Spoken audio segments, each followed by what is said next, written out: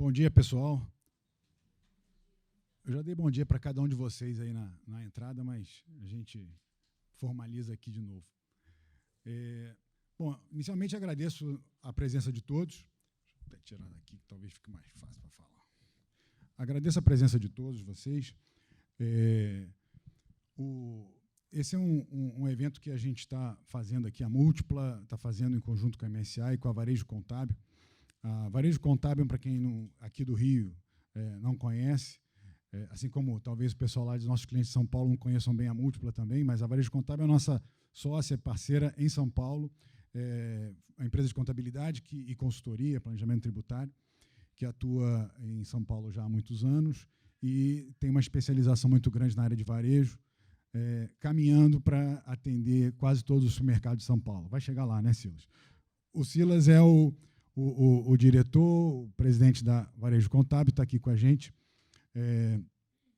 Aproveito, então, para já apresentar o Gilberto. Gilberto também parceiro nosso de longa data, sócio nosso.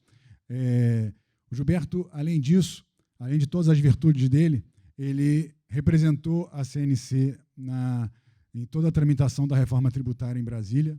Então, todas as audiências públicas e trabalho junto aos parlamentares, enfim. Depois ele conta um pouco o que foi essa experiência, mas, de qualquer maneira, ele estava acompanhando toda a tramitação da reforma desde o início e diretamente com quem estava fazendo a lei. Então, acompanhou as discussões, acompanhou, viu os lobbies, no bom sentido, de cada uma das categorias, e tiveram muitos, e vão ter muitos ainda. Dito isso, a gente já começa a falar um pouco, já que a gente falou aqui de categorias, de brigas, de puxa para cá, puxa para lá. A reforma tributária, a gente está escutando já há muitos anos falar de reforma tributária. Essa PEC que foi aprovada, da reforma tributária, é uma PEC de 2019, então, assim, não é novidade, não é algo que aconteceu agora, é algo que vem aí já há muito tempo. E essa PEC de 2019, ela veio sofrendo vários acréscimos de várias outras propostas de emenda constitucional, também tratando de reforma tributária. Então, ela reuniu, na verdade, na PEC 19, na PEC 45 de 2019, ela reuniu uma série de propostas legislativas que tinham por finalidade alterar a legislação sobre o consumo. Isso é um outro ponto também importante, porque quando a gente fala em reforma tributária, a gente acha que, bom, vai alterar tudo, imposto de renda e por aí vai, né? Mas não, pelo menos não nessa proposta de agora. Claro que nessa proposta de agora, o Gilberto vai falar disso seguramente, tem uma previsão em 180 dias se iniciar a tramitação do projeto de reforma do imposto de renda.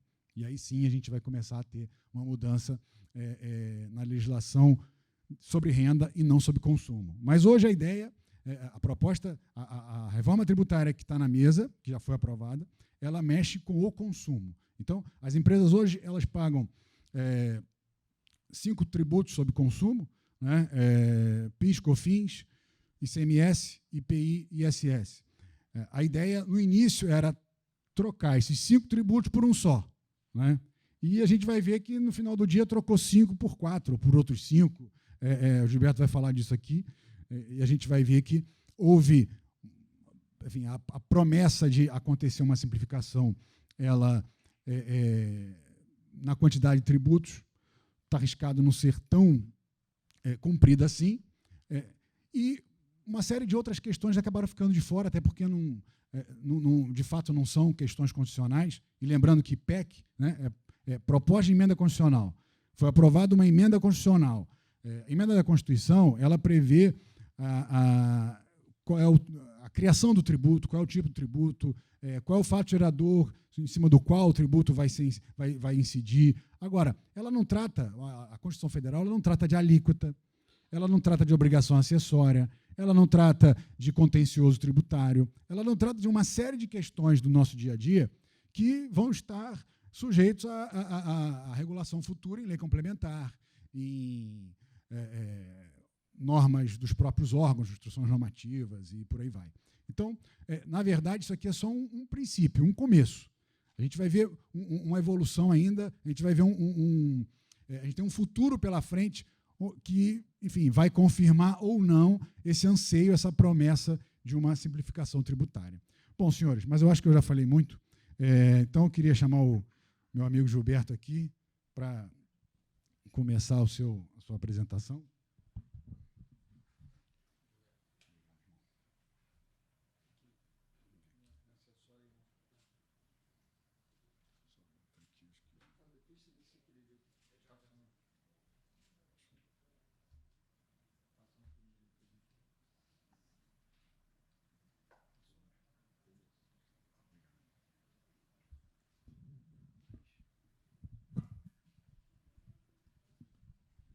Bom dia a todos, meu nome é Gilberto Alvarenga, eu acho que é muito importante a gente estar aqui nesse dia de hoje para conversar um pouquinho sobre tributação.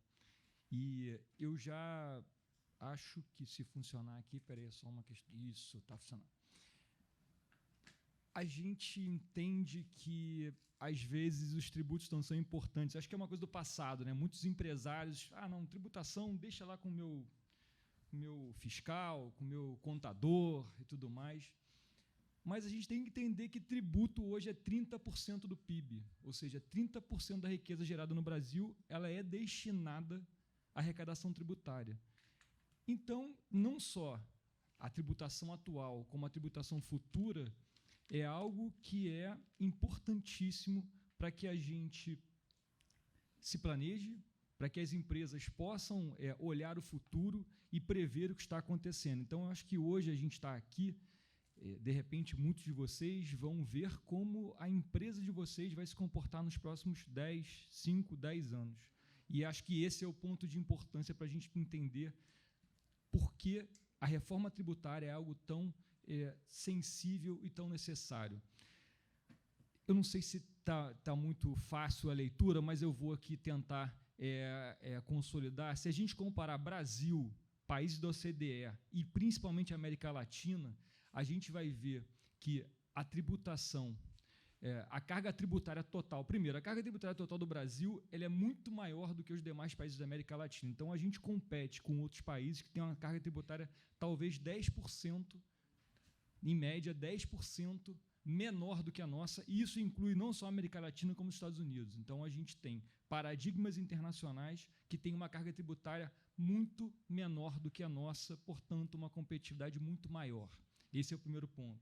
O segundo ponto é, quando a gente fala da tributação de bens e serviços, a gente tem aí um percentual relativamente maior, e 3% maior, do que os demais países. Então, a gente também tem uma carga tributária sobre serviço, sobre bens e serviços, sobre consumo, muito superior aos demais países.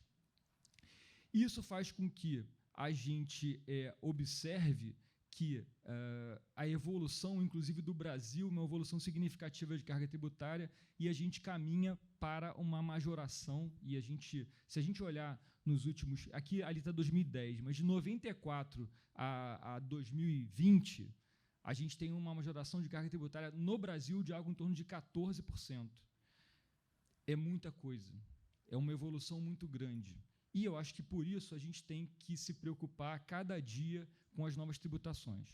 Como o Marco havia falado, e aí eu quero agradecer ao Marco pelo convite, eu fico muito feliz em estar aqui com o Marco e com o Silas, porque são amigos de longa data, e o Marco já de muito mais tempo, mas o Silas do mestrado, então enfrentamos muitas sextas e sábados aí, estudando aí contabilidade e tributação, coisas que deixam a maioria das pessoas entediadas, mas que a gente, não sei se felizmente ou infelizmente, tem muito prazer em estudar. Então, eu acho que é isso, é aquele tipo de coisa que em casa ninguém quer ouvir você falar, né? A reforma tributária, Gilberto vai falar sobre a reforma tributária de novo, cara. Tem gente para ouvir isso. Quem ignora está ignorando 30% do PIB. E isso, eu acho que aí está a importância dessa questão. Mas o que está acontecendo, o que vai acontecer? A gente vai ter, a partir da emenda da PEC 45, existiam várias propostas de emenda constitucional, a 110, a 45. Eu estou fazendo uma explanação mais simples, e eu acho que a intenção aqui não é eu alcançar toda a matéria, porque é muita coisa. A gente está falando de uma emenda constitucional que vai revolucionar a tributação sobre o consumo. A intenção é que vocês, e aí eu estou falando para o empresário, vocês tenham uma noção razoável do que vai acontecer e como vai acontecer, para que a partir daí vocês comecem a se aprofundar nessa matéria. Hoje ninguém sabe tudo, nem eu e nem ninguém. Quem falar que sabe tudo está mentindo, porque muitas coisas ainda estão acontecendo. A gente, então, teve a PEC 45 e a 110, houve uma aglutinação dessas PECs. A PEC 45 foi a PEC que prosperou, sofreu várias emendas e várias modificações, e, a partir daí, a gente teve a Emenda Constitucional 132 de 2023. Essa emenda constitucional, ela é uma emenda que modifica toda a estrutura tributária do consumo no Brasil. E, quando a gente fala de consumo, o Marco falou muito bem, existem orientações na própria emenda para que, no futuro próximo, e a gente está falando de 2024, aconteçam 3 questões, basicamente. A regulamentação dessa emenda, e aí isso é a importância dos debates hoje. A gente está em vários debates ainda na Câmara e no Senado e no Executivo, porque essa emenda, a regulamentação dessa emenda é um dispositivo de iniciativa do Executivo. Uma segunda questão é que, na emenda, existe uma orientação para a tributação sobre a renda, então vai haver também uma modificação da estrutura atual da tributação sobre a renda. Tá? E uma outra questão, que existe também uma orientação para a modificação da tributação da folha de salário. Existem essas 3 orientações na emenda constitucional, e esses são os 3 pontos futuros. A gente está vivenciando agora o início da regulamentação da emenda constitucional 132, ou seja, da regulamentação do consumo. Segundo, a gente tem uma iminência, e a orientação aqui acontece nesse ano ainda, um projeto de lei de modificação da tributação da renda e também da tributação da folha de pagamento.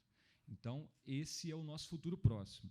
Mas, voltando aqui à tributação do consumo, a gente tem hoje, então, ICMS, ISS, IPI e PIS/COFINS, os tributos aí que hoje representam a oneração do consumo, que vão virar IBS, CBS e IS. Eu vou falar um pouquinho sobre o IS agora, porque eu não coloquei um tema específico sobre o IS para também não gerar mais confusão de informação. O IS é o que se chama aí de tributação sobre o pecado, né? Ele onera itens que fazem mal à saúde ou ao meio ambiente. E, por conta disso, existe uma intenção de oneração maior desses itens. É o que acontece hoje, por exemplo, com o cigarro, que tem uma tributação de ICMS, IPI, que mais do que dobra o valor do produto. E isso tem uma salvaguarda de um custo social que esse item tem. O problema, na verdade, é uma questão que eu não coloco nem como problema, mas a dificuldade é que a gente, a partir de agora, vai ter um imposto seletivo não só sobre o cigarro, que é o que todo mundo, por consenso, entende que faz mal à saúde, mas sobre outros itens que a gente não sabe ainda se fazem ou não realmente mal à saúde. Eu falo muito isso eu um pouco mais velho, ovo, quando eu era mais novo, ovo fazia mal, colesterol, era horrível, o nutricionista mandava tirar a gema, comer só a clara, e hoje em dia o ovo faz bem, o nutricionista fala que é maravilhoso. Então, anteriormente, vai voltar. Anteriormente, então, era algo que fazia muito mal e hoje faz bem. Então, no passado, o ovo seria tributado pelo imposto seletivo, porque é algo extremamente maléfico à saúde de todos. Mas hoje não, hoje é algo desonerado. E, inclusive, tem uma previsão constitucional de que o item ovo tem uma desoneração de 100% como alimento. E aí, essa questão da gente poder disciplinar ou não o que é ou o que não é maléfico à saúde é algo que a gente vai enfrentar agora. São situações que a gente vai vivenciar numa regulamentação. O imposto seletivo, então, é um imposto monofásico e de incidência única. O que quer dizer isso? Provavelmente, e isso não está regulamentado ainda, na importação ou na fabricação vai ter uma única incidência do IS, uma única incidência do imposto seletivo. E é esse o ponto. Existe uma previsão para que combustíveis fósseis tenham na extração 1%, e tem uma alíquota pré-fixada na Constituição, mas os demais não existe essa previsão, e não existe uma previsão de que tenha, como o IBS e o CBS, uma tributação por alíquota única. Então, pode, de repente, um item que faz mal, aí, De repente, o pessoal que não come carne vai achar que carne faz mal, então a carne pode ter 10% e o cigarro pode ter 1000% de tributação. Então, eu acho que é esse o ponto. Eu estou falando aqui da carne, mas a condução constitucional, entendo que não vai ser tão árdua a ponto de itens que, numa opinião, façam mal, sejam tributados. Acho que são questões mais contundentes. O grande problema é que, por exemplo, a gente tem uma dependência muito grande de combustíveis fósseis. E, no mundo, intenta-se a tributação exacerbada desses itens, mas a gente, por exemplo, não pode ter esse luxo de tributar isso. E aí, o IBS e a CBS, que são desdobramentos, a gente vai ver mais adiante. Qual é o novo modelo? O novo modelo é que a gente tenha um tributo único, que, no caso ali, ele foi desmembrado tão somente por conta... Acho que está faltando ali... Não, faltou aqui, de alguma forma, aqui mas eu vou completar. Esse item único ele foi desmembrado por conta da estrutura federativa do Brasil. Então, em tese, a gente tem um tributo único, que é a IBS, que seria o IVA. Como a gente, no Brasil, tem uma organização de União, Estados e Municípios, o IVA foi desmembrado no IVA dual. Então, tem um IVA de competência da União e um IVA de competência compartilhada entre Estados e municípios.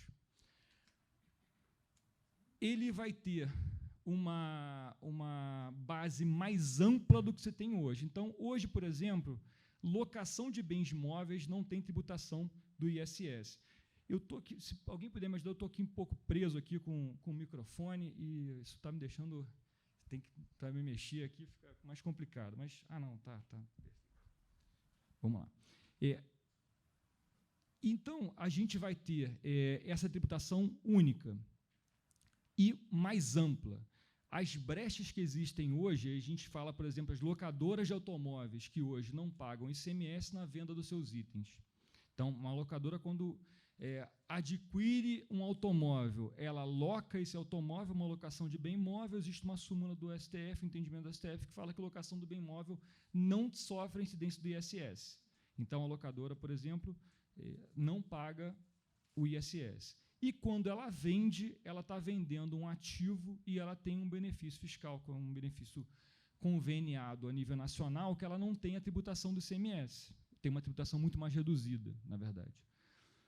E a intenção é extinguir essas questões e diminuir essas margens de incidência para que haja uma ampliação do âmbito de atuação. Uma segunda questão, o ICMS, por exemplo, é agrossapado, né? Ele tem um cálculo por dentro. Então, quando você compra um produto a 80 e a alíquota é 20, o preço final não é 96, o preço final é 100, porque o próprio ICMS é base de cálculo do ICMS, é o que a gente chama de grossap. A gente, então, vai ter um cálculo mais simples e menos oneroso, que é um cálculo por fora. A segunda questão é que busca-se, e isso está na lei, eu só vou acreditar nisso vendo, porque os maiores debates que existem hoje é com relação à tomada de crédito de tributos. A gente tem uma não cumulatividade plena, então existe um dispositivo constitucional muito mais amplo, prevendo a não cumulatividade dos itens. A única exceção na expressão é que é para itens de uso e consumo pessoal. O entendimento é que esses itens de uso e consumo pessoal seriam itens de uso e consumo pessoal do sócio da empresa, do acionista da empresa. Isso vai gerar algum debate, mas o entendimento é que todo o restante é possível de tomada de crédito. Então, em tese, a gente não vai ter mais questionamentos com relação a se bolsas e embalagens dão ou não crédito de PIS e COFINS. É isso. Em tese, só a passagem de avião que o sócio utiliza para se deslocar para outro local vai ser glosada com relação ao creditamento do IBS e CBS. E um ponto importante também é o recolhimento no destino. A gente vai modificar a questão que hoje é na origem e a tributação vai passar a ser no destino. Mais uma vez, eu acho que esse é um ponto importante, porque a gente demorou muito tempo para decidir o que era o local da prestação de serviço, por exemplo, a fins de ISS. A gente demorou muito tempo para decidir qual é o local do destinatário, quem é o destinatário final no desembaraço aduaneiro e na importação de alguns itens. Aí o meu amigo Alex aí não me deixa mentir. Mas agora a gente vai voltar para um debate com relação à origem, Nazaré. E, na verdade, a gente vai mudar o debate da origem para o destino. Então, tudo que a gente já debateu com relação à origem, a gente vai agora pensar no destino. Então, quando você vai fazer muitas visitas a clientes ainda, Nazaré, e muitos de vocês vão consultar aqui a Nazaré perguntando aonde é que eu pago isso. Porque imagina que uma pessoa que mora vou citar um exemplo próximo aqui, em Niterói, tem um estabelecimento no Rio de Janeiro e adquire um automóvel e manda a nota fiscal vir com o endereço do Rio de Janeiro, porque é mais prático, o endereço que está aqui e tudo mais. Qual é o destino? É Niterói? É Rio de Janeiro? Então, isso vai gerar alguns questionamentos e eu acho que isso é um problema futuro que a gente vai enfrentar. Falando um pouquinho dos dois tributos. Então, IBS e CBS serão tributos igualitários.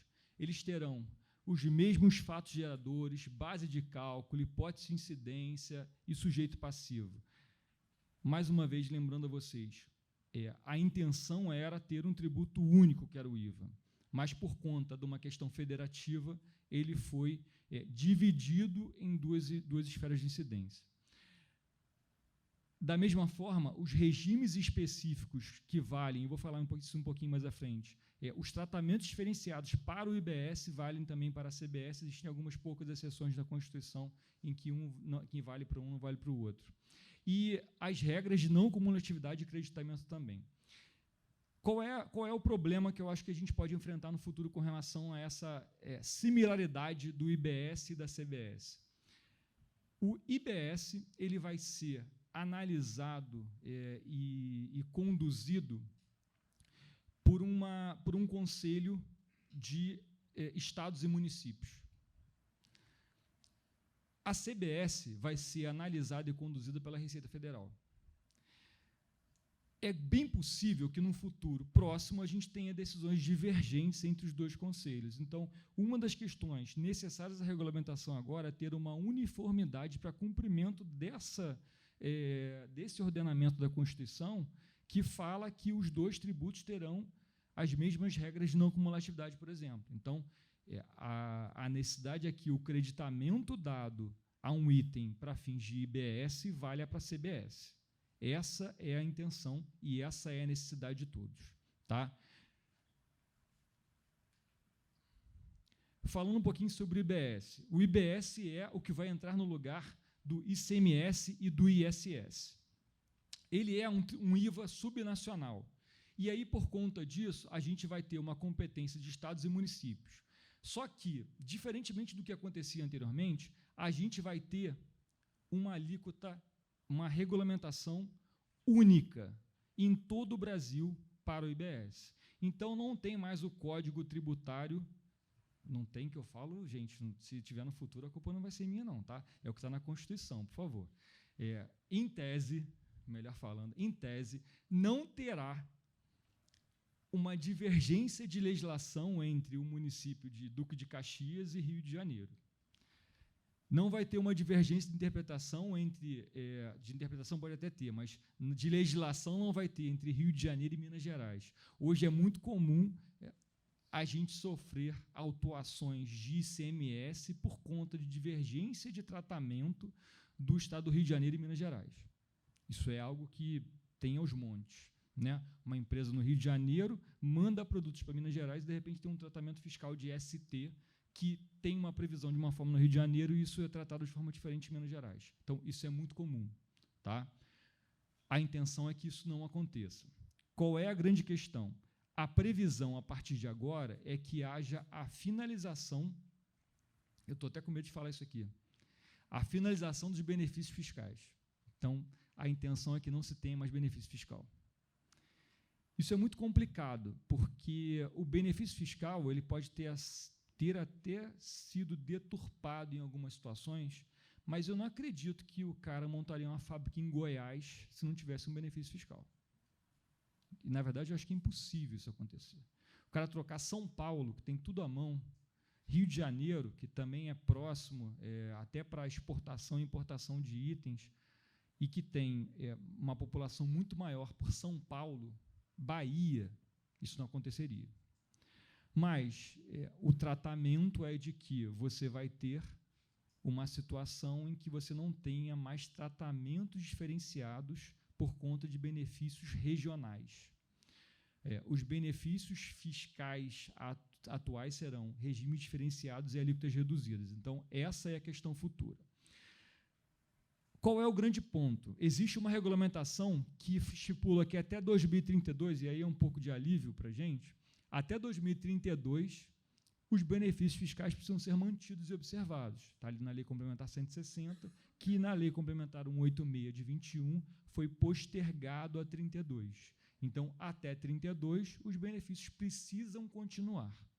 Até 32, as empresas estabelecidas em determinados lugares poderão continuar usufruindo dos seus benefícios. Tá? Então, legislação única, qual é o ponto? Cada estado e município vai estar sob a égide da legislação única do IBS. No entanto, eles poderão escolher apenas um item, uma única vez, um item, a alíquota. Então, cada estado e cada município terá a sua própria alíquota. E essa alíquota é uma alíquota única. Então, a empresa vai tributar de forma igual automóveis, a empresa, o município ou o estado vai tributar de forma igual automóveis, vai tributar de forma igual pão e automóvel, por exemplo. Pão tem um tratamento diferenciado, mas eu vou botar aqui bicicleta e automóvel. Vão ter o mesmo tratamento tributário, vão ter a mesma alíquota naquele estado. Então, o estado vai fazer uma única opção, que é qual alíquota que ele vai escolher. Eu não sei se eu coloquei aqui mais para frente, mas tá ali, alíquota de referência. O Senado Federal ele vai orientar uma alíquota de referência, que o estado ou município que não tiver a alíquota fixada vai observar a alíquota de referência. Mas a alíquota de referência ela não vincula os entes subnacionais, ela não vincula estados e municípios. Ela é apenas uma orientação. Então, até então, isso vai ser regulamentado ainda, é possível que o estado escolha qualquer alíquota, mas a alíquota vai valer para todo e qualquer item que ele tribute. E esse aí é o ponto. Tá? Agora, indo para a CBS. A CBS é o que substitui o PIS e a COFINS. Então, atualmente, a gente tem PIS e COFINS, substitui em parte o IPI. Tá? O IPI ele vai ter um regramento um tanto quanto distinto, ele tem uma função de proteção da Zona Franca de Manaus até então a gente vai pagar IPI. Isso é uma situação que tem gerado um pouco de desconforto dos demais estados, dos contribuintes dos demais estados, porque a gente vai pagar IPI para os produtos fabricados na Zona Franca de Manaus. Então, imagina que na Zona Franca de Manaus tenha uma fábrica de bicicleta. Lá vai se fabricar bicicleta, a bicicleta da Zona Franca de Manaus não vai pagar IPI, mas se eu montar uma fábrica de bicicleta no estado do Rio de Janeiro, eu vou pagar IPI. Então, o mecanismo de proteção da Zona Franca de Manaus. Não é porque o legislador é bonzinho, é porque o STF tem um entendimento constitucional de que a proteção da Zona Franca de Manaus é uma cláusula pétrea e vale até 2073. Falta pouco tempo. Tá? Então, a gente falando aqui de CBS e a sua função, é um tributo que vai ser um reflexo na União do IBS. Ele vai ter o mesmo regramento e vai ter uma alíquota também única. Muitos debates sobre isso, se a União estaria vinculada a uma alíquota única de CBS. Algumas pessoas, eu entendo que está previsto na redação da emenda constitucional 132, mas o que a gente entende pode ter uma interpretação divergente do futuro. Por hora, entende-se que a alíquota da CBS também vai ser única. Um ponto importante que a gente tem que considerar aqui é que essa questão da alíquota única ela é um pouco desarrazoada. Você tratar situações iguais de forma igual, tudo bem, perfeito. Agora, você tratar situações desiguais de forma igual é algo que gera desigualdade. E qual é o ponto? A gente vai ter aqui, o IBS e a CBS são tributos que vão passar a ser não cumulativos. Hoje, por exemplo, a gente tem o PIS e o COFINS das empresas de lucro presumido, e aí eu falo das prestadoras de serviço, acho que as empresas que estão mais aí em voga, e as empresas e é o setor que a gente mais buscou a defesa em toda a caminhada de acompanhamento da PEC 45 até virar a emenda constitucional 132, as empresas prestadoras de serviço elas vão pagar o mesmo IVA de uma indústria. Qual é o ponto? Se a gente pensar que uma empresa, e eu vou aqui traçar um cenário muito simplório, imagine que uma indústria, 95% da receita dela, ela gasta, e aí tem uma margem de 5%, ela gasta com a aquisição de itens para a produção. Então, uma indústria automobilística ela vai adquirir peças de automóvel, pneu e tudo mais. E ela tenha 1%, de repente, que acho que se caminha para isso, de mão de obra. Hoje em dia não é mais do que isso, a gente tem estudos técnicos com relação a isso, mas 1% de mão de obra e ela tem uma margem de 4%. Ela vai tomar crédito de 95% da despesa dela. Na verdade, 95% do faturamento dela. Então, ela vai pagar o IVA não cumulativo sobre um spread muito pequeno. Vamos imaginar agora um grande prestador de serviço, aquelas empresas que trabalham com mão de obra intensiva e que alocam mão de obras em algumas situações, às vezes tem profissionais qualificados e, por isso, tem uma folha de salário mais alta pelo número de profissionais e que ela tem a mesma margem líquida de 4%. Só que 20% são insumos que ela adquire. De repente, um item que ela compra para prestação de serviço, insumos que ela gasta e tudo mais, e 70% é mão de obra. 71% para a gente formar lá o mesmo item, né? Não, 20, 71, 76. 76 é mão de obra. Ela vai tomar crédito só sobre 20%, que são os itens que ela adquire como insumos e dão direito a crédito. O que eu quero falar para vocês é o seguinte: a gente vai ter duas empresas que têm a mesma margem líquida de 4%, só que uma das empresas tem um custo de insumos muito maior e toma muito mais crédito. A outra empresa tem um custo de insumos muito menor, mas tem outros custos, que são folha de salário, e que não vai tomar crédito da folha de salário. E ela, muito embora tenha a mesma margem líquida, ela vai tomar menos crédito e o resultado final vai ser muito maior com relação à tributação. E isso vai gerar uma desigualdade. E é isso que tentou-se conduzir desde sempre, mas essa questão foi retida e existiam algumas emendas prevendo isso, mas isso não passou na análise do Senado e a proposta hoje trata empresas prestadoras de serviço de forma igual às demais empresas, e isso faz com que elas tenham menos créditos e um custo tributário muito maior. Isso vai gerar uma questão muito desarrazoada no futuro próximo, e a gente vai ter que ver aí como é que isso vai acontecer. No Brasil, algumas coisas têm que acontecer para a gente poder modificar. Então, infelizmente, acho que o caminho vai ser esse. E o principal, né, o caminho pode ser não só esse, mas pode ser a informalidade. A economia ela é volátil e ela sempre encontra uma brecha. Se o custo tributário e o custo de conformidade é muito alto, o que vai acontecer é a informalidade. Isso é fato. Tá? Peraí que eu não falei disso aqui. Isso aqui é importante. Vamos lá. Base de cálculo.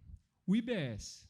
O IBS ele não vai estar na base de cálculo dele mesmo. Então, a tese tributária da exclusão do PIS/COFINS da própria base não vai acontecer com o IBS. ele não integra a base de cálculo do imposto sobre serviço. Então, o imposto sobre serviço não considera o IBS na sua base de cálculo. Ele não integra a base de cálculo do PIS/COFINS. Então, o IBS sai da base de cálculo do PIS e da COFINS.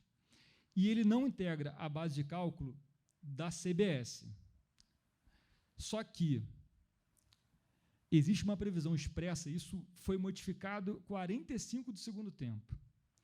O IBS vai integrar a base de cálculo do ICMS e do ISS. Aí, Marco, anota aí para a gente ter uma tese tributária. Tá? Então, a proposta é que, por conta de uma queda de arrecadação que se estimava em algo em torno de 9% da queda de arrecadação para os estados, manteve-se a incidência manteve-se o IBS, isso também vale para a CBS, tá? Na base de cálculo do ICMS e do ISS. Os dois têm, o IBS e a CBS têm a mesma questão com relação à base de cálculo, tá?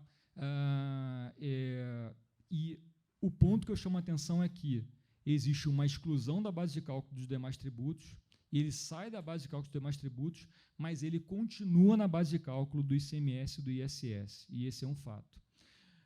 Aí eu coloquei aqui o que será excluído da base de cálculo aí a gente está falando aqui da CBS e do IBS.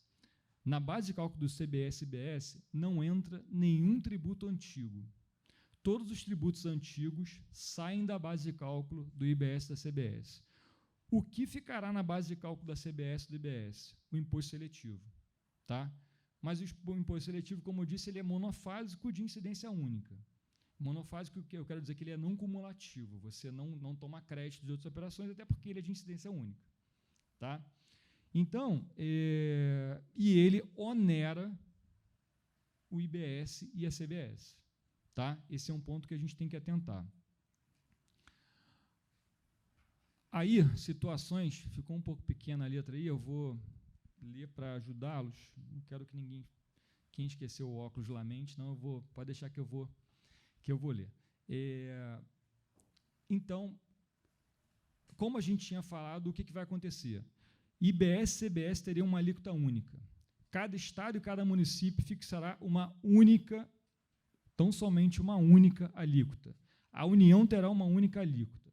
A incidência do IBS e CBS será o somatório das três alíquotas. O que você vai fazer? Eu vou vender um bem para Duque de Caxias, a alíquota federal da CBS, a alíquota estadual do IBS e a alíquota do município de Duque de Caxias do IBS. É o somatório das três alíquotas, é a alíquota final da tributação. Só que algumas atividades sofrerão uma redução em 60%, ou seja, pagarão 40% da alíquota final. Serviços de educação, saúde, dispositivos médicos, dispositivos PCD também. E isso foi inserido no final também, medicamentos já constava, mas produtos de cuidado básico à saúde menstrual. Isso foi inserido na parte final. Existe isso, acho que é uma questão de justiça social até.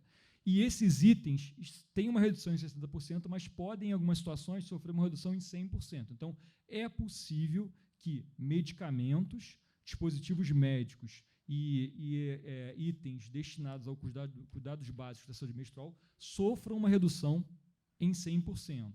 Tá? É importante que a gente entenda que redução de 100% não é isenção, porque isenção tem um tratamento diferenciado na PEC. Um outro item, serviço de transporte público, e aí todo transporte público urbano ou semi-urbano. Inicialmente, existia uma previsão de que transporte público, de que mais amplo, hidroviário, aeroviário também sofreria uma redução, mas no final ficou só transporte público urbano e semi-urbano. Alimentos destinados a consumo humano, e aí eu estou falando aqui, hortícolas, frutos e ovos podem sofrer redução em 100%. Aí é aquela questão lá o vilão virou mocinho aqui. E aí, até eu estou com dificuldade de enxergar aqui. Produtos de higiene pessoal e limpeza majoritariamente consumidos por famílias de baixa renda. Isso também foi um pedido da bancada do Nordeste para que fosse possível inserir alguns produtos não só de uso de higiene pessoal, mas de limpeza também, e sofressem redução. Produtos agropecuários e aí in natura, sempre in natura, tá? Insumos agropecuários e aquícolas, produções artísticas, culturais e eventos, jornalísticos e audiovisuais nacionais, atividades esportivas e comunicações institucionais. Eu vou guardar meu comentário para mim mesmo, para não externalizar por que entrou aqui produção artística, jornalística e audiovisual. Bens e serviços relacionados à soberania nacional. Então, esses itens sofrerão uma redução em 60%. A gente vai ter redução em 100%, como a gente já tinha visto lá, né? Os dispositivos médicos, os serviços de transporte podem sofrer uma redução até 100%, alguns tipos de produtos alimentares, automóveis, PCD, e aí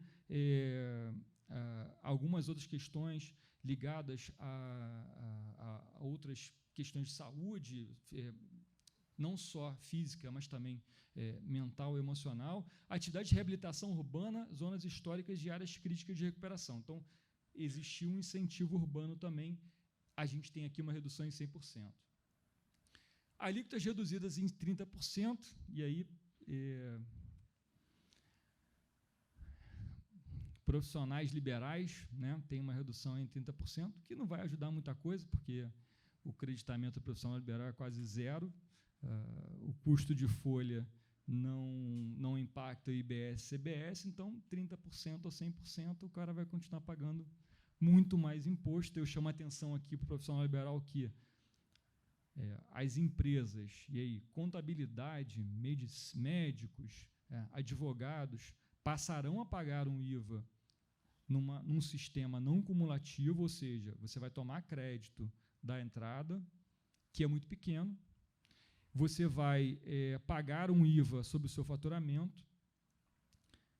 Posteriormente, existe e aí na regulamentação do imposto de renda existe uma perspectiva de tributação de dividendo.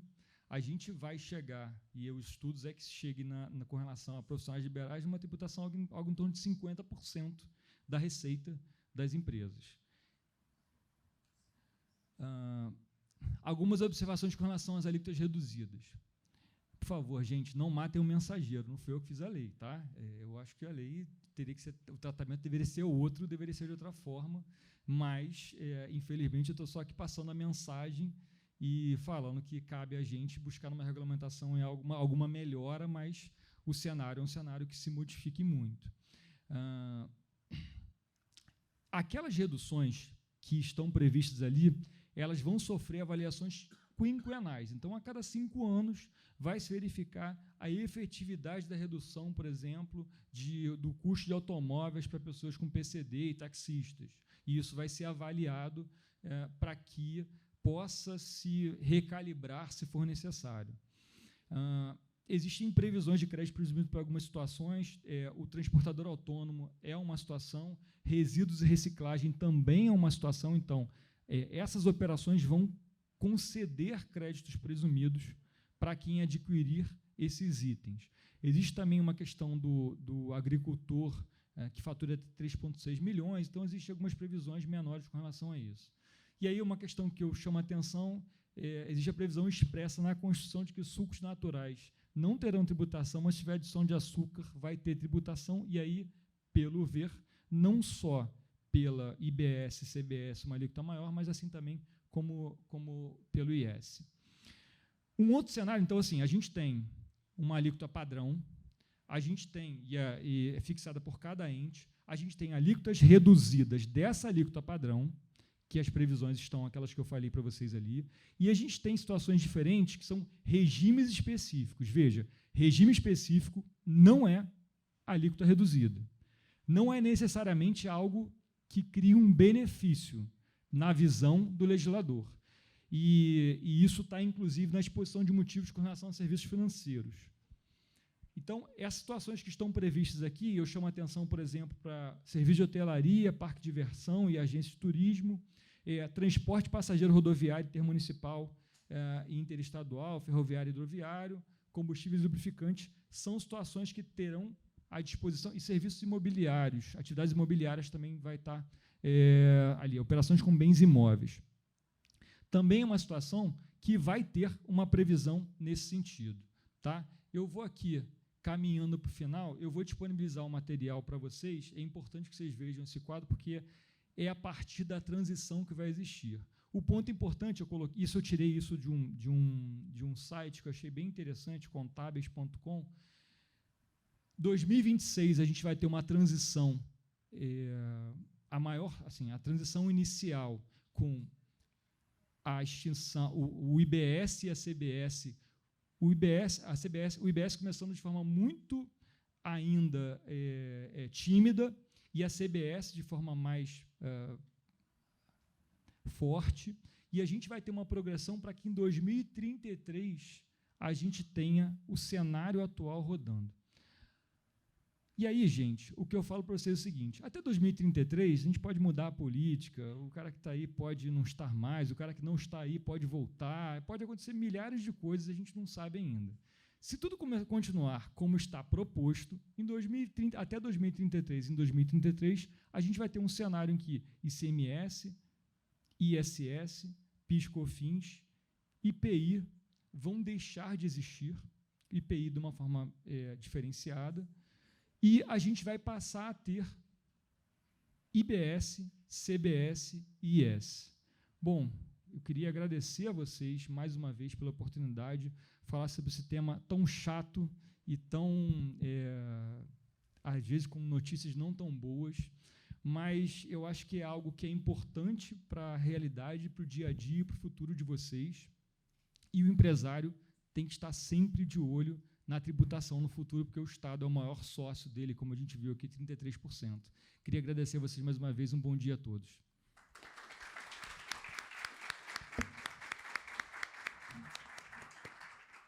Oi, então, agradeço a presença, né, do nosso amigo Gilberto, Marco, toda a explanação, muitas questões e perguntas que eu tinha aqui, já passou por muitas delas, né? Agora a gente quer abrir aqui o espaço, né, o tempo, para vocês que, empresários, profissionais da área fiscal, advogados, né? A gente vê tudo isso aqui, contadores, né? A gente fica até tanta coisa, tantas letras, né? E a gente abre, então, um espaço que é importante para vocês tirarem suas dúvidas, apresentarem questionamentos. E eu já faço uma aqui, né? Muitos, pode ser que não tenha aqui empresários e como que fica, se é que vai ter alguma alteração, para as empresas do Simples Nacional? Essa é uma primeiro questionamento. A sua pergunta é muito boa, Silas. E se a gente falar que 90% das empresas no Brasil são empresas optantes pelo Simples Nacional, eu acho que é um tema importante e que, como a gente não conseguia abranger tudo, isso não foi colocado. As empresas do Simples Nacional, elas têm alternativas, duas alternativas. Alternativa 1, continuam na sistemática do Simples Nacional também para o IBS e CBS. Nesse caso, elas vão conceder o crédito daquela alíquota recolhida por elas na estimativa do Simples. Vou botar, por exemplo, a empresa que lá no fator de apuração do Simples tem 3% hoje de PIS/COFINS e vai ter 3% de CBS, e tem 2%, 3% de ICMS hoje vai ter de IBS. Vamos botar que ela tem aí uma tributação, então, de 3% de CBS e 3% de IBS. Ela vai conceder ao adquirente dela um crédito de 6%. Tá? Então, é isso que vai acontecer, e essa nova sistemática. Uma outra opção para a empresa do Simples, ela pode apurar o Simples Nacional com relação aos tributos sobre a renda e folha de pagamento no Simples Nacional, e com relação à tributação sobre o consumo, ela pode tributar fora do Simples. Então, ela vai para o regime normal de apuração do IBS e da CBS. Então, ela vai para o regime de débito-crédito nesse caso, e aí ela vai conceder o crédito da operação dela. Tá? Então, esse é o tratamento do Simples. As pessoas falam que isso não vai prejudicar, a meu ver, sim, porque se você paga uma empresa que, naquele exemplo que eu dei lá de 95% de despesa sobre a receita, e se tiver numa alíquota de 20%, você pagaria 20% sobre 5%. Que vai dar aí 1% de recolhimento. Só que essa empresa ela paga 1% de IBS e CBS, só que ela concede o crédito de 20% na operação dela. A empresa do Simples Nacional, ela... Então, você vê essa diferença. Se fosse a mesma empresa do Simples Nacional, ela concederia um crédito de 6%, pagando 6%. Então, ela dá 14% a menos de crédito, com o mesmo faturamento. Para você dar 14% a menos de crédito, você tem que ter um custo, e quem está comprando de você vai olhar isso, você tem que ter um custo 14% menor. Então, ela tem que vender um produto a R$ 86,00, enquanto a outra vende a 100, para ter o mesmo custo-benefício para o adquirente. E isso coloca a empresa... Ninguém consegue reduzir 14% do seu preço. E isso coloca a empresa do Simples Nacional numa situação de desvantagem, e aí, a meu ver, afetando o princípio constitucional da preservação das empresas do Simples, que está na Constituição 170, acho que inciso 6. Então, isso é algo que deveria ocorrer de forma distinta.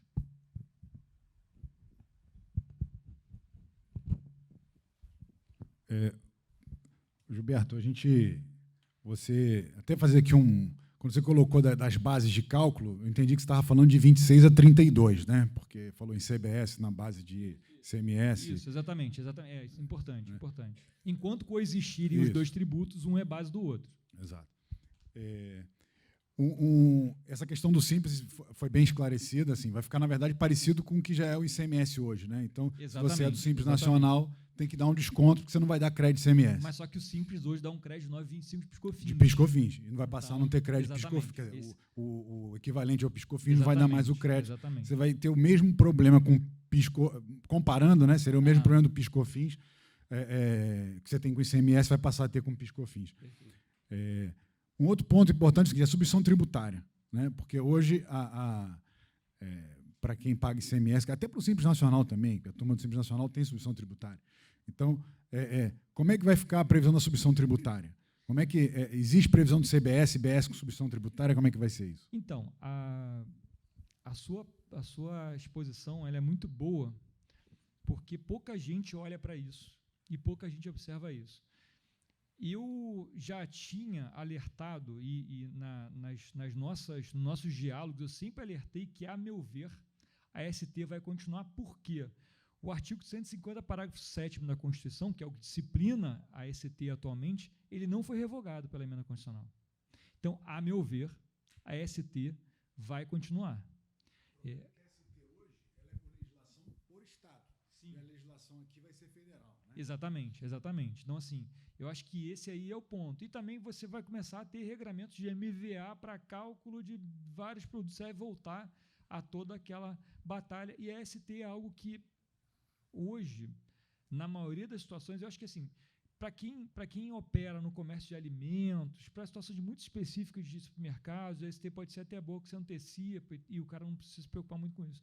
Mas, na maioria dos casos, a ST é algo que é nocivo às empresas e, ao meu ver, vai continuar. Até porque, assim, eu estou aqui exercendo algo de futurologia, né? Mas, se não houve a revogação do 150, parágrafo 7º, a ST continuaria. Na verdade, ela vai ser uma ST do IBS e da CBS. Inclusive, na verdade, o regramento das duas são leis distintas. Então, pode ter esse absurdo pode até existir. Não ter ST com relação à CBS, porque a União opta por não, e existir uma previsão em lei complementar no qual os estados e municípios possam ter uma ST. Isso pode gerar um conflito muito grande. Assim, a questão é que não existe um mecanismo de trava para isso que você está falando, e para isso que eu falei agora, entendeu, Marco? Para que cada um, de repente, tenha uma ST, para que tenha de uma forma, entendeu? É isso. A situação é que eu acho que não vejo a possibilidade de um município criar uma norma para que só ele tenha ST. Eu não vejo isso, por exemplo. As normas têm que ser únicas e federais, mas pode ter uma norma federal, uma norma nacional, não vai ser federal, nacional para ST de um determinado item, por exemplo. Eu confesso, sinceramente, senhores e senhoras, que eu estou assim, ansioso, né, para chegar. Eu quero que a vida vá devagar, porque eu preciso vivê-la, né? Mas eu quero chegar em 2026. para ver como que tudo isso vai acontecer na vida real, né? Depois de todas as leis complementares aí que vão ser aprovadas ao longo desse tempo. Agora, uma pergunta assim, para passar para o nosso público aqui, a última aqui, como contador. Eu não sei se o Marco ou o Gilberto pode ajudar a gente aqui. O empresário e o contador dele está pensando, vai facilitar a obrigação, a entregar as obrigações acessórias? O governo, com essa reforma, traz, sim, alguma coisa assim para facilitar a apuração, diminuir as obrigações acessórias do escritório de contabilidade? Eu vou falar para você que sim, porque no Brasil, por exemplo, a gente tem um Simples Nacional, que é um tributo muito simples de apurar, né, uma sistemática muito tranquila. Né? A gente está brincando. Assim, existe uma orientação constitucional do princípio da simplicidade. Existem algumas normas determinando a simplificação das obrigações acessórias. Inclusive, o momento que a gente está hoje como é de iniciativa do Executivo o projeto de lei complementar, o Executivo criou 19 grupos de trabalho. Um dos grupos de trabalho ele vai versar sobre obrigações acessórias e simplificação. Por exemplo, eu atuo com o pessoal da FENACON, que é a Federação de Contabilidade, e eles já estão prestando alguns esclarecimentos. Se a Receita Federal vai ouvir ou não é outra questão, gente. Mas a FENACON está assessorando a Receita Federal para tentar diminuir as obrigações tributárias, mas que hoje a gente tem tudo no SPED. Né? Então, ECD, CF, SPED, ECD, tem tudo. Então, assim, não vejo por quê, mas a intenção é de simplificar. O problema é que, na verdade, você não precisava da reforma para simplificar a obrigação. Com certeza não. E isso não aconteceu. Com certeza não. Então, o nosso ceticismo ele acaba se justificando para o futuro. Não, né? a meu ver, se a gente unificasse PIS/COFINS, já existe um projeto, um PL de 2020, não sei se é 3887, se a gente harmonizasse as normas nacionais de ICMS e ISS, a gente teria o mundo perfeito, a meu ver. Porque o ICMS é um tributo de 50 anos, gente. Todos os debates de ICMS já foram feitos. A última lei de ISS é de 2003, tem 21 anos. Depois de 21 anos e muita jurisprudência, o ISS é um tributo muito mais tranquilo de se lidar do que qualquer coisa. Então, assim, se a gente aproveitasse toda aquela jurisprudência, entendimento, solução de consulta que já se tem nos últimos 50, 100 anos, a gente seria muito mais feliz com relação à tributação, mas a gente está criando algo novo e esse é um problema. E tem um ponto também que acho que é importante colocar até para as empresas, estava até conversando lá fora, que é o seguinte, muita gente está achando que reforma tributária vai impactar para o futuro, e, de fato, a gente vai ter 100% do sistema rodando lá em 2033. Mas, em 2026, já começa um período de transição. Isso significa dizer, o Gilberto mostrou aqui a tabela, tem lá uma alíquotazinha de 0,10, a alíquota é pequena. Se ela é base do ISS, não é, do ICMS, tira ou não coloca, até aí tudo bem, o impacto financeiro começa baixo. Agora, as obrigações acessórias começam já ali, já em 2026. E quando a gente fala em obrigação acessória, a gente está falando de obrigação acessória da empresa. A tua nota fiscal vai ter que ter o destaque lá do CBS, do IBS, vai ter que ter o teu programinha, vai ter que estar parametrizado, se entra na base de um, entra na base do outro, sai, qual base que sai, qual base que entra. Quer dizer, toda essa problemática de obrigações acessórias começa já em 2026.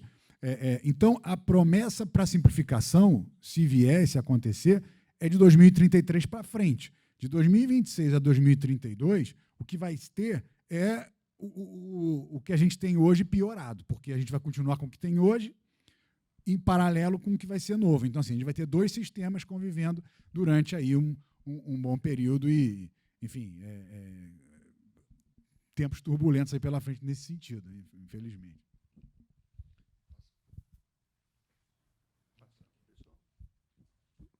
Alguém quer fazer algum questão? Opa, que bom.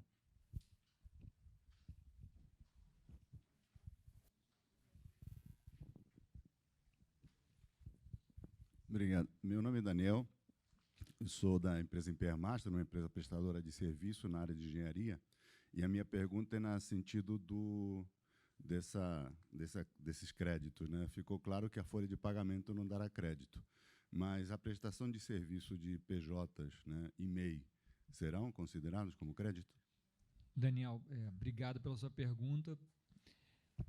O MEI ainda não está disciplinado como isso vai ser, mas se a gente observar o parâmetro do Simples Nacional, entende-se que o MEI não vai conceder crédito, porque o MEI não paga PIS, COFINS, não paga nada, né, hoje.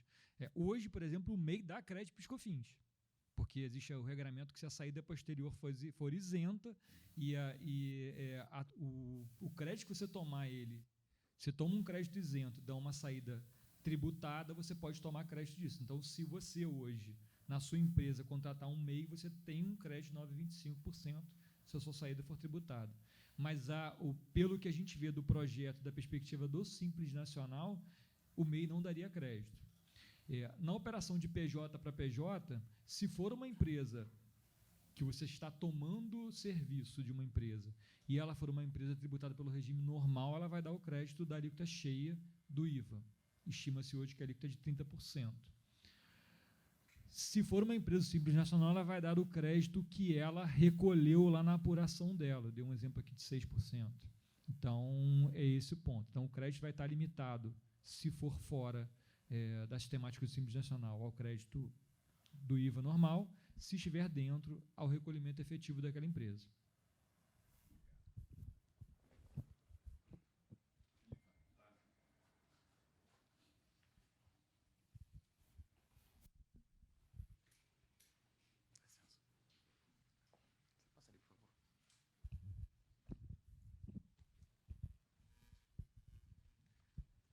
Meu nome é Carlos Alberto, sou PF, pessoa física, não tenho empresa, não tenho nada. Saindo um pouco do consumo, por curiosidade, tem alguma previsão de mudança no imposto de herança e doação, dessa reforma tributária? Sim, excelente pergunta, Carlos Alberto, e obrigado por ela. Existe uma previsão expressa de que o imposto seja tratado de uma forma que já tem um tratamento no Rio de Janeiro, por exemplo, que é a progressividade desse tributo. Então, já existe uma previsão de uma tributação progressiva do tributo sobre herança. Do ponto de vista político, existe uma resistência muito grande para movimentações e modificações desse tributo. E aí, eu não estou falando isso, eu estou falando isso pelo que eu leio dos jornais. A gente vê que, por exemplo, o setor agro, a transferência da propriedade é algo que seria muito oneroso. Você tributar 50%, 40%, como existe em outros locais do mundo, a transmissão de um bem imóvel, você inviabiliza a continuidade de uma empresa, de um negócio, né? E isso é algo que existe uma resistência muito grande, mas existe uma previsão, existem várias previsões que não só sobre o consumo, então, assim, regulamentação do IR, reforma do IR, reforma da folha, progressividade da tributação sobre herança e tributação sobre itens que hoje não são taxados, aeronaves e embarcações pelo IPVA, por exemplo. Então, existem outras questões a lá, dentre elas, uma é a progressividade na tributação da herança. Mas o Rio de Janeiro já utiliza isso, já tem uma alíquota bem alta, que é de 8%, a alíquota máxima. Eu tenho uma pergunta aqui. Eu sou o Fábio Medeiros, sou da Multicom. Na pessoa física ou na pessoa jurídica, essa pergunta? Nos dois. Curioso. Eu vi ali que tem um incentivo para o setor audiovisual. Uhum. Como exemplo aqui, a gente tem a 24 Quad, que é a produtora que está ajudando aqui. Seria mais vantajoso para eles, por exemplo, continuarem no Simples Nacional ou migrarem para um outro regime para usar o benefício daqueles que trabalham com audiovisual? Fábio, a CNC, a gente fez um cálculo sobre estimativa de custo tributário para as empresas. E o que a gente não conseguiu captar nesse cálculo é justamente o que você perguntou. É porque, ao mesmo tempo, eu passo a dar mais crédito para o meu cliente. E esse equilíbrio de majoração da minha carga tributária, porque eu vou ter uma alíquota de 30% aí com menos crédito, versus a concessão de crédito para ele, é algo que acho que você vai ter que fazer um cálculo empresa a empresa. Então, o novo cenário eu vou passar a pagar no IVA de 30%, estou botando aqui a alíquota de 30%, porque a alíquota mais ou menos chutada pelo governo aí. Eu vou passar a pagar no IVA de 30% com os créditos que eu tenho, e vou conceder um crédito de 30%, versus eu continuar no Simples Nacional, pagando, às vezes, 4%, 5%, e dando crédito de 4%, 5%. Então, o meu custo final ele vai aumentar, mas eu vou dar mais crédito? Esse é o ponto. E aí o ponto é, será que você consegue virar para o teu cliente, de repente um cliente tem um contrato grande, e falar, amigo, olha só, eu vou aumentar aqui 15% do meu preço para você, mas eu vou passar a te dar crédito de 30%. O cara fala, pô, peraí, não dá. Aumenta 5% e me dá esse crédito. Pô, já que você falou esse crédito, porra, eu quero esse crédito. Então, você pode se colocar numa situação complicada, o cara querer o crédito e não querer aumentar o valor. Então, são situações que você vai ter que, primeiro, fazer uma análise de empresa a empresa, e acho que isso aí precisa ser feito, e, segundo, você ver a capacidade de pagamento do seu cliente. Esse também é um ponto. Será que seu cliente tem capacidade de aumentar em 15%, 20% o custo dele? Pode ser que não. Tem uma outra variável aí nessa pergunta, que as empresas do Simples vão se fazer e que a gente não sabe ainda, é a tributação do IR. Porque né, a perspectiva, né, com a 2337, que é o projeto anterior, isentava, né, É isso. A gente tem um projeto hoje, um projeto que foi enviado pelo governo federal anterior, que tributava o imposto de renda na distribuição de lucro e dividendo, né, lucro de forma limitada, dividendo uma SA, mas tributava essa distribuição de lucro em 15% e fazia uma redução na alíquota da empresa no mesmo patamar. Então, a rigor, você reduzia a tributação da empresa sobre a renda e passava a tributar na distribuição de lucro.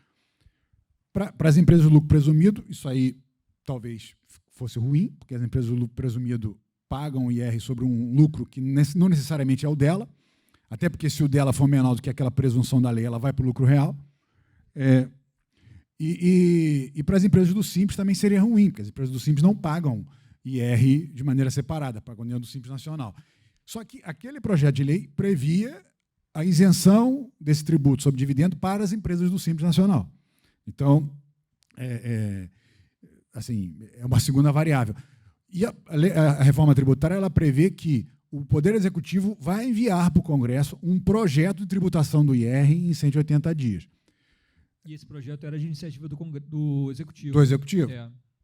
Que não vai ser o projeto anterior. Mas né? vai pegar a base dele, né? Pois é, a gente acredita que sim. Agora, será que vai manter a isenção para o Simples Nacional?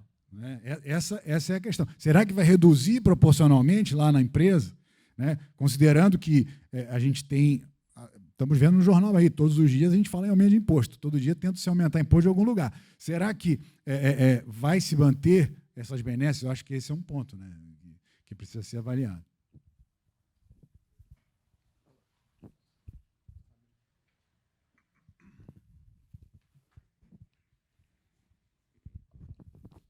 Gilberto, meu nome é André, eu sou da Solvinil, e eu não consegui visualizar como é que você vai ter uma ST no regime do IBS. Quer dizer, você coloca o MVA lá sobre uma suposição de um ICMS já está tributado na venda, você acreditou? Vai ser isso? André. Eu tinha uma segunda pergunta, tem direito a duas? Ah, não. Por favor, por favor. É que essa é tão boa que... Eu sei que você não vai responder, eu sei que você não vai responder, que você não vai te saber, né? Quer dizer, você não tem uma previsão ainda. Mas, durante esse período de adaptação, esses 6, 7 anos aí, como é que vai conviver os benefícios fiscais que a gente tem no Rio de Janeiro com essa dupla tributação? Tem uma previsão para isso? Vamos para a primeira. Para as duas perguntas difíceis, eu agradeço pelas suas perguntas, André, porque são situações que a gente tem que pensar e que a gente tem que colocar isso para análise. Eu, por exemplo, se eu fosse explicar para um americano como é que funciona a ST hoje, ele não acreditaria que é algo que funciona no Brasil, entendeu? E a gente tem situações que, efetivamente, a gente não consegue explicar para pessoas que não nasceram no Brasil e não entendem como o Brasil funciona, como é que isso se aplica. Então, assim, eu acho que, se a gente pensar bem, é uma ST muito mais simples do que a que existia, porque é uma ST nacional. É algo que ocorre no nível nacional. E a diferença é que a tributação deixa de ser na origem e passa a ser no destino. Então, você está antecipando uma operação que vai acontecer no destino do destino, né? Porque assim, a ST é a segunda situação. Então, você está mandando um produto do Rio de Janeiro para São Paulo e prevendo como, e você recolhe para São Paulo, e está prevendo como o cara de São Paulo vai vender aquele produto dentro de São Paulo. Então, é algo mais... Dentre os absurdos que a gente já tem na legislação do Brasil, eu não entendo algo como que seja difícil, não. Mas tomara que não. Tá? Porque acho que a ST é um mecanismo de... Mas aí, eu falando isso, eu até pensei aqui. O Estado precisa de caixa e a ST é um mecanismo de geração de caixa para o Estado. A partir de agora, se a gente não tiver mais ST, o Estado só vai auferir o tributo quando ele for comercializado na etapa posterior. Por exemplo, hoje você manda um produto do Rio para São Paulo, se ele tem ST, o Estado de São Paulo já recebe toda a operação. Ele não precisa mais se preocupar.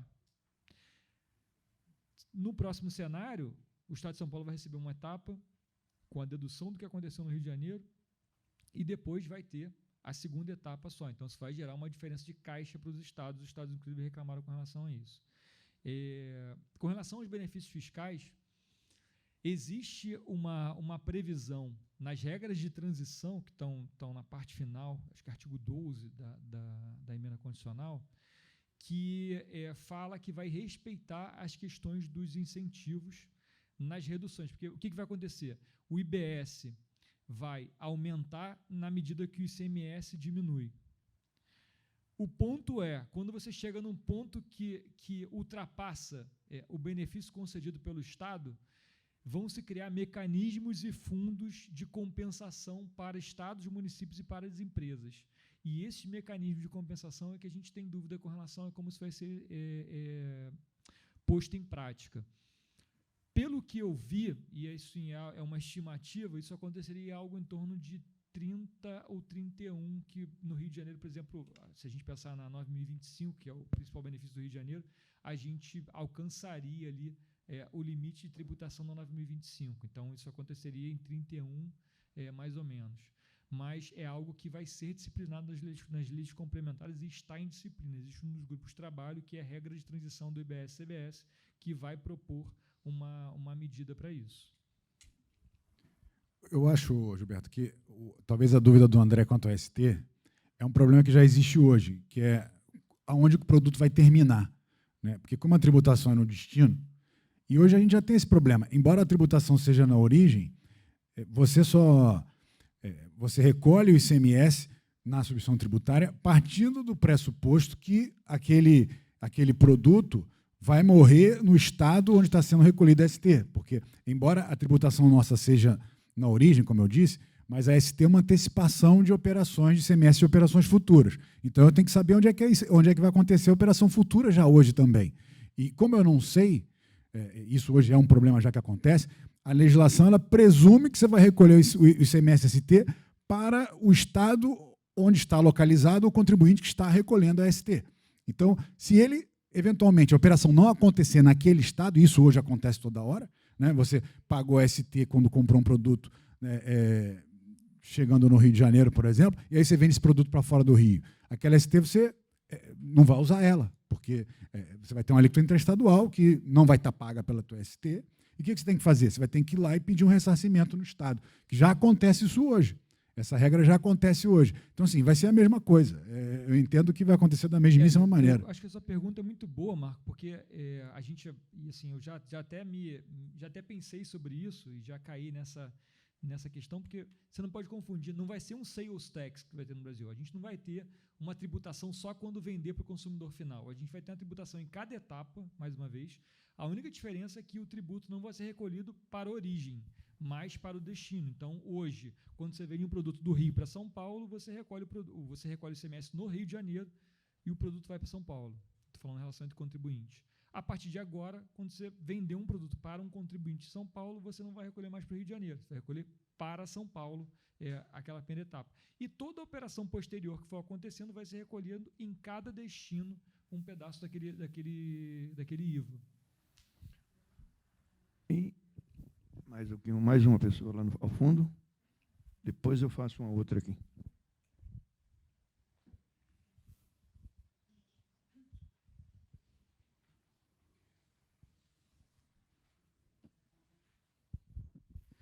Bom dia. Meu nome é Alex, eu trabalho com comércio exterior, importação, exportação. Já meus amigos aí, meus parabéns aí pela palestra que fizeram. Gilberto, em relação à importação, previsão do imposto de importação, ele vai integrar o CBS, é isso? E, integrando, eu entendi que o CBS ele não vai ter uma distinção entre produtos, é isso? Alex, obrigado pela sua pergunta. É uma pergunta boa e vou falar para você que eu não tinha tentado no detalhe sobre isso ainda. As previsões que existem na emenda constitucional, por exemplo, são de inclusão da base de cálculo de PIS, COFINS e IPI. Ela não menciona o II. Mas aí você vai pensar se o II está ou não no valor aduaneiro, que é a base de cálculo do atual do ICMS, e hoje o II é a base de cálculo do ICMS. Então, eu entendo que sim. Esse é o primeiro ponto. E o segundo ponto é, efetivamente, fora as exceções que eu coloquei aqui de redução de alíquota, você vai ter a mesma alíquota do tributo. Então, hoje, se o cara importar uma bicicleta ou uma Ferrari, o IBS e CBS incidentes na importação vão ser os mesmos, nos dois tributos, nos dois itens. Por favor.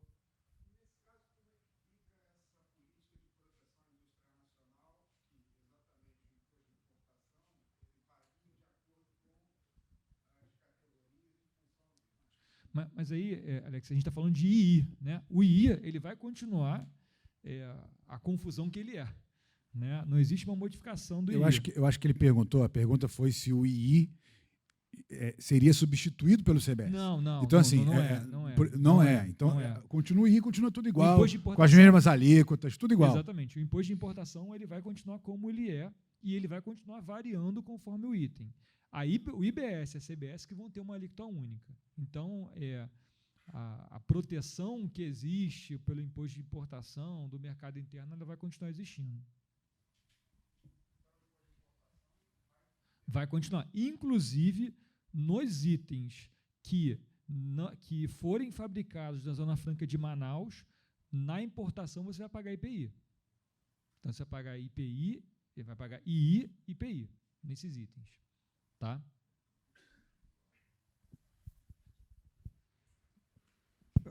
Gilberto, considerando, vamos lá, então, o consumidor final de um supermercado, né, vamos lá, os Estados Unidos, você chega na prateleira, né, na gôndola, tem lá o valor do produto mais o imposto. Né? Aqui no Brasil, São Paulo, não sei se é Brasil, tem lá no cupom a obrigação de colocar quanto imposto está sendo recolhido. IBPT, né, do índice lá do IBPT, Instituto Brasileiro de Planejamento e Tributação. Então, temos lá, vamos supor lá, arroz. Né? Arroz em São Paulo já tem isenção na saída. Qualquer outro produto aí, né, um papel higiênico, considere que o papel higiênico teria uma tributação ali no final. Considerando que nós temos aí, vamos supor que chega a 30, muitos falam em 27, 25, né, 28, já ouvi, né, a gente ouve no rádio aí gente falando acima de 30, né, então vamos considerar 30. O papel higiênico lá está saindo no carro, vai sair pelo consumidor, R$10 o pacote, então, né, simploriamente falando, vamos colocar lá 30%, né? Aí vem a questão, né, do setor de varejos, alimentos, supermercados. Será que não vamos caminhar para uma grande informalidade? A preocupação é aquele empresário que vai pagar o tributo corretamente, e aí talvez aquele concorrente ali que hoje faz algumas saídas mágicas, né? Será que não vai ter essa? Será que a gente vai conseguir reduzir isso? Ou agora estou tentando que você faça um exame de futuro, né? Então, Silas, olha só, eu acho que a minha opinião é sempre que a carga tributária sobre o item ela é exacerbada, hoje em dia você não gera mais uma diminuição do consumo, você gera uma informalidade. Eu cito muito isso, existe no Rio de Janeiro, por exemplo, um estudo com relação à comercialização de bebidas quentes e vinho, e fala-se que esses itens, e por terem uma tributação muito alta, o vinho hoje no Rio paga quase 30% de ICMS, é um dos itens com maior informalidade no comércio e consumo. Então, esse aí é um ponto que eu acho que é importante.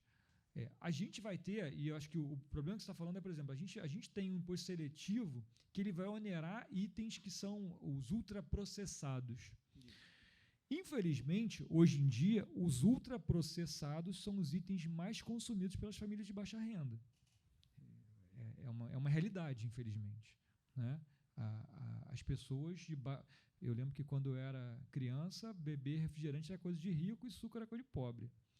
Hoje em dia, o suco é algo melhor, mais caro, muito mais caro, né? E o refrigerante é algo que você compra aí a R$1 e pouco, uma garrafinha de refrigerante. Então, nessa situação, você pode estar criando, primeiro, uma limitação. Aí você vai ter a política de cashback. Pô, mas o cara vai comprar o item, depois ele vai pegar de volta, como é que isso vai ser? Então, você pode ter um desincentivo ao acesso a questões básicas das pessoas, né? Então, esse é o primeiro ponto. Segundo ponto é que, se você tem um item com uma majoração e tributação muito alta, você vai ter uma outra situação. Mas eu acho que tem um lado positivo, é que hoje você vai no mercado, você vai no mercado, compra um item, você bota a culpa na empresa que está ali cobrando ali um valor exacerbado, você não vê que tem 40%, 50% de imposto ali. A partir de agora, existe a determinação, sempre que possível, a incidência tributária sobre o item vai ser informada na nota fiscal. Então, o problema é que sempre que possível é algo muito relativo, mas sempre que possível você vai, então, ter um item que custa 70 e 30 de imposto. Então, você vai ver, quando você comprar um item, qual é o destaque final ali, a carga final daquele tributo. Eu acho que um ponto positivo é que o tributo não vai custar mais 70 e 30. Se a gente pensar numa alíquota de 30%, ele vai custar 70 e 91 o preço final, né? Então, acho que aí também a gente tem uma situação, porque o ICMS realmente é um tributo que ele é 20% a alíquota, mas ele não é 20% a alíquota real. A alíquota real é muito maior do que 20%, porque ele é a base dele mesmo. E esse é um ponto que pode ser um ponto positivo. Dos problemas que a gente tem, eu acho que esse é um ponto positivo que a gente vai enfrentar, que a gente vai vivenciar, que é uma transparência maior e uma alíquota sem farsa com relação à alíquota nominal, né? Então, acho que esse é um ponto positivo.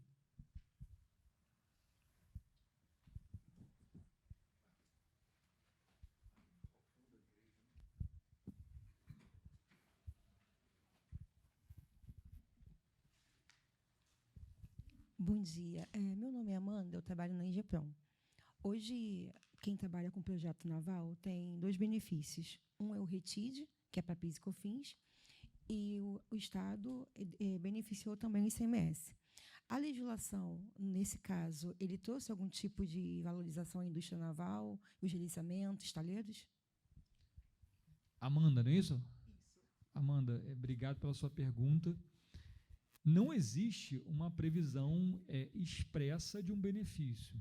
O que acontece é que, muitas das vezes, as operações navais existe uma equiparação à exportação dos itens, e existe uma previsão de zonas de processamento de exportação, de tratamento desonerado da exportação, então isso ainda pode ser dessa forma possível.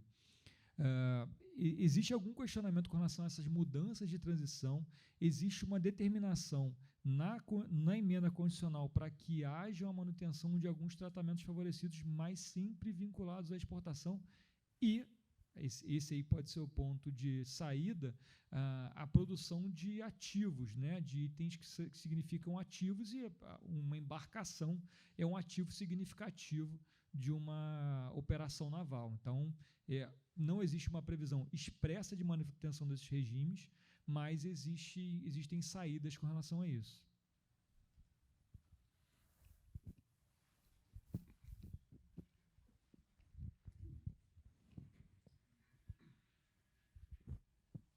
Bom dia a todos, eu sou a Cláudia, sou da empresa Chemetric, prestadora de serviços, e eu gostaria de saber se na reforma tributária foi discutido o aumento do limite do Simples Nacional? Cláudia, a sua pergunta é importante, mas não foi discutido o aumento do Simples Nacional. E aí, se a gente pensar na atual conjuntura e contexto do governo, existem manifestações do Ministério da Fazenda falando que o Simples Nacional é o maior benefício do mundo. Nenhum outro país do mundo tem um benefício fiscal como o Simples Nacional. Isso soa muito mal para a gente que está do outro lado da bancada, porque, na verdade, se a gente já tem... Existe um projeto que estima, um estudo da Procuradoria da Fazenda Nacional, que estuda que 25% da economia é informal. Eu acho que é muito mais do que isso, né? Mas vamos considerar que esses 20% de informalidade. Certamente, se a gente não tivesse o Simples Nacional, eu vou falar para você que o estudo apontaria uns 50% a 60% de informalidade na economia. Então, o Simples Nacional, bom ou ruim, e eu acho bom, tá? Essa é a minha opinião. Mas, numa visão da Secretaria de Fazenda, bom ou ruim, ele é um mal necessário. Ele é um instrumento necessário de formalização das empresas. Existe um projeto de lei que eu posso estar chutando aqui, eu acho que é 8 de 2020, não me lembro muito bem, porque eu acompanho ele na tramitação dele, que aumenta o limite do Simples para 9,4 milhões e o aumento e o MEI para, eu não me lembro o MEI, acho que é 200 e alguma coisa, não, 134, acho que é para 134 mil reais. Esse projeto começou primeiro com o MEI, depois ele mudou para o Simples Nacional, então a estimativa, a correção inflacionária, desde quando se criou a lei, vai para 9 milhões e alguma coisa. Existe uma força muito grande para que esse projeto passe. Eu não sei se a gente tem um ambiente no governo atual para passagem desse projeto. Então, existe um projeto em apartado que não tem nada a ver com a emenda constitucional 132, de aumento do limite do Simples. Mas o ponto é que o projeto não aumenta o sublimite. Então, a gente vai ter 9,4 e 3,6 de sublimite ainda. O que vai acontecer, como o brasileiro sempre se vira, ele vai montar 2 empresas, cada empresa faturando, 3 empresas, na verdade, cada empresa faturando 3 milhões, ele vai estar no sublimite em todas elas e, no total, ele vai estar nos 9 milhões. Acho que é isso que vai acontecer. Eu não estou falando nenhuma mentira, nem estou inventando a roda aqui, mas é isso que vai acontecer. Bom dia, me chamo Tiago e atuo num grupo de empresas de revenda de veículos, e uma grande preocupação nossa é sobre alguns benefícios específicos para a área, né? Como redução de alíquota, venda de veículos novos, compra de produtos monofásicos. Eu queria saber qual impacto vocês acham que acontecerá assim, nesse sentido de benefícios específicos para algumas áreas. Tiago, bom dia, obrigado pela sua pergunta. Eu acho que hoje a gente tem uma redução de base de cálculo significativa na revenda de automóveis usados, né, para ICMS, por exemplo. Não existe uma previsão para isso. Tá? A monofasia do PIS/COFINS, por exemplo, nos automóveis, aí eu estou falando de automóveis novos, né, também é algo que existe uma previsão de tratamento diferenciado para a indústria automobilística. Então, alguns regimes da indústria automobilística permanecerão. Aí eu não sei se a gente vai ter, de repente, uma ST da CBS e toda a revenda de automóveis, e aí eu estou falando de novos, ela vai ser desonerada com uma tributação antecipada ali. Mas hoje não existe nada específico para o setor.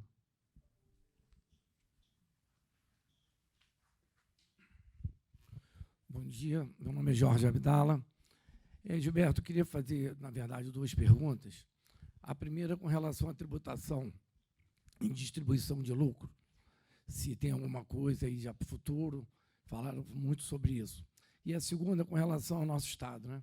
Sabemos que antes da venda da SEDAI, o Estado atrasou a folha de pagamento, e se isso pode acarretar diminuição de arrecadação, e se futuramente os servidores do Estado poderão ficar sem salários, assim, se eles diminuírem a arrecadação, se você tem alguma... Como você participou com os parlamentares, com relação ao Rio de Janeiro, se você tem alguma informação para a gente, por favor. Abdala, desculpa, qual foi essa primeira pergunta? A primeira, distribuição de lucro dos sócios. Perfeito. Então, como o Marco falou, existe uma determinação na emenda constitucional de que seja apresentado, ainda esse ano, um projeto de lei para a reforma da tributação da renda.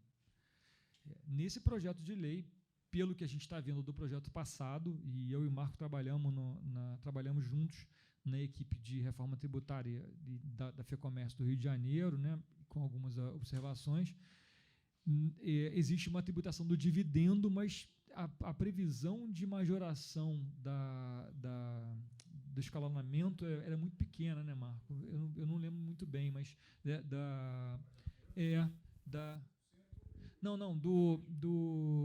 da tributação das pessoas físicas. Existe uma previsão de um aumento, mas era um aumento muito, muito simplório, não era isso? Você fala da tabela progressiva? Da tabela progressiva. Mas eu acho que isso aí já está meio que sendo superado pelos projetos atuais. Né?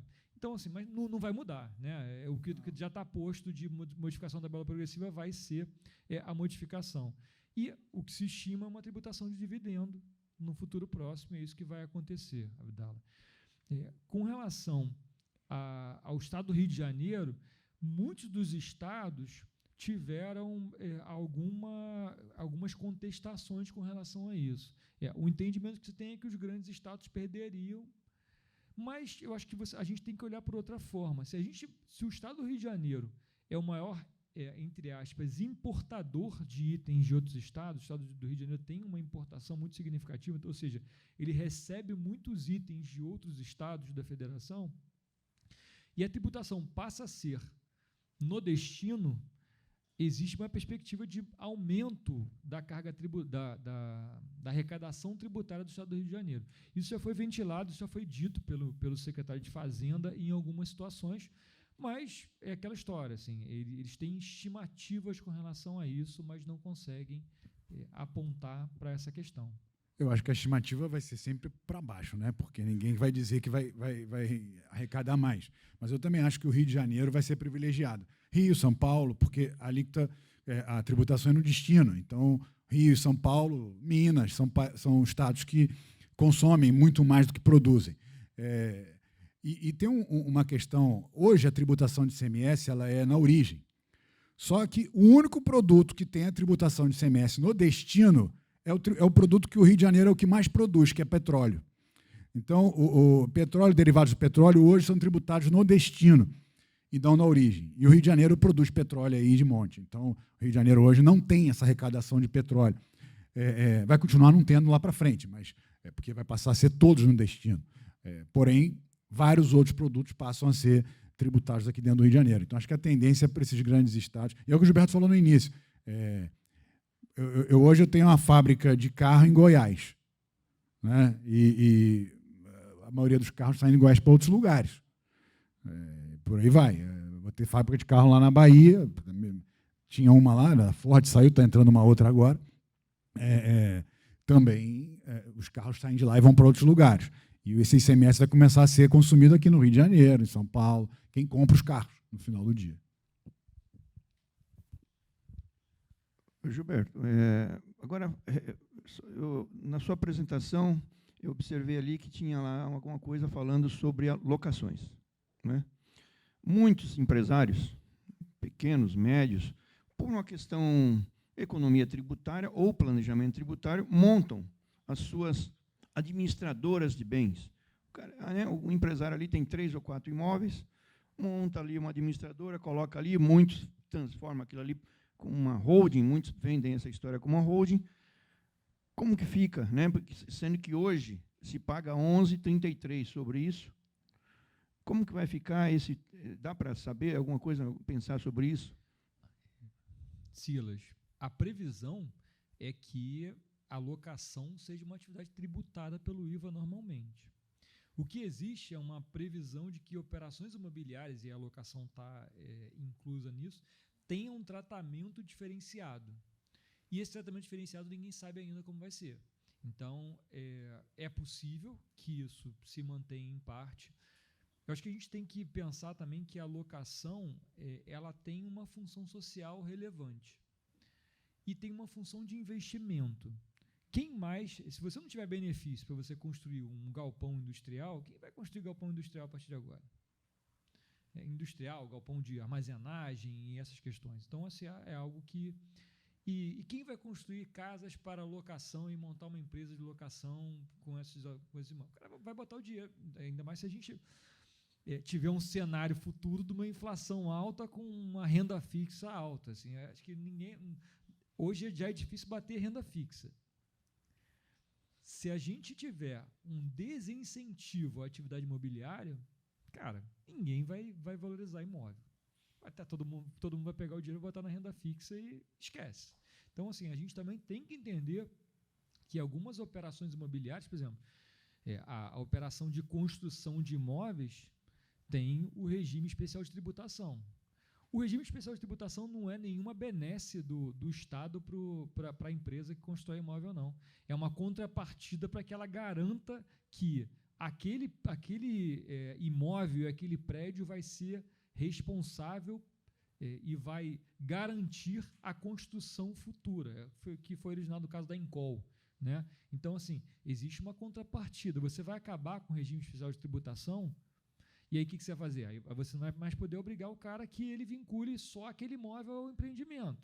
E aí toda a empresa vai ser responsável, você vai ter alavancagem nas construções, e aí você vai desestabilizar o mercado financeiro, de repente, do consumo, do maior consumo das pessoas de classe média e baixa renda, né, que é um imóvel. É o maior bem que o cara compra na vida inteira toda, é um imóvel. Você tem que ter uma proteção e um estímulo a isso. Da mesma forma que a locação, você tem uma questão habitacional e empresarial a ser tratada. Então, por isso que ficou de fora para um regime diferenciado, que a gente não sabe ainda como vai ser, as atividades imobiliárias. Eu não sei se a gente tem mais algum tempo. Considerando as reduções 30, 60, 100, que nós vimos aí, né, que está previsto dentro da PEC, né, e aprovada. Será que claro, cada um tinha lá no Congresso, né, um lobby de forma, vamos considerar essa lobby como positivo, cada um defendendo seu segmento, né? Diante dessas reduções, dá para ter uma ideia, assim, políticos, né, que ouvem, alguns especialistas dizem assim, agora vai ter diminuição na carga tributária, né? Então, aí eu fico pensando, 30, 60, 100, sobre diversos produtos, que eu acho até justo. Hortícolas, em São Paulo, é zero. Hoje é zero. Então, vai continuar 100%, zero. Ótimo, legal. Bom para os meus clientes do hortifruti, né, dos supermercados. Mas será que... e tem aqueles críticos, né, das reduções, né, os críticos dos lobbies, que vai onerar, parece que vai onerar um conjunto da obra. Será que a gente consegue uma diminuição da carga? É uma pergunta, talvez, que não seja... Acho que, obviamente, parece que não, né? A gente já tem um sentimento que o governo vai aumentar alguma coisa, né? Eu te respondo essa pergunta com um olhar para o passado. Alguma vez você viu a redução da carga tributária? Não. Entendeu?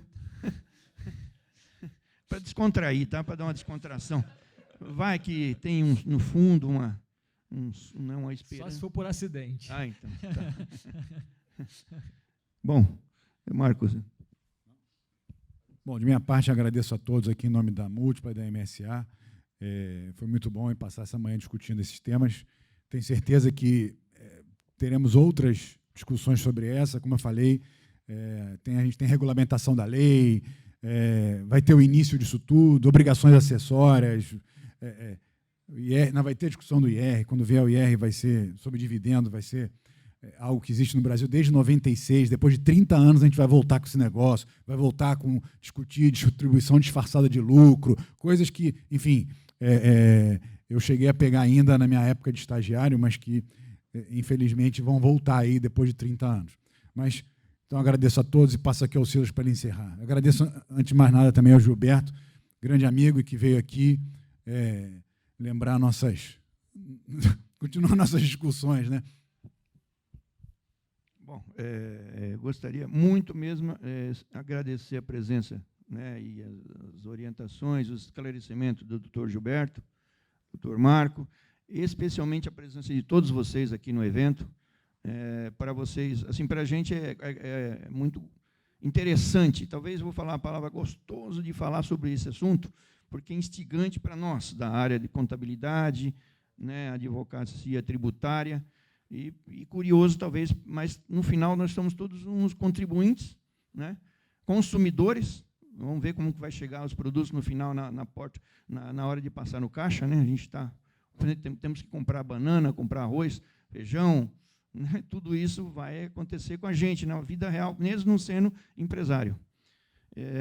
Agradecer, então, reforçando a presença de todos, muito obrigado pelo evento, pela participação, pela MSA, pela Múltipla.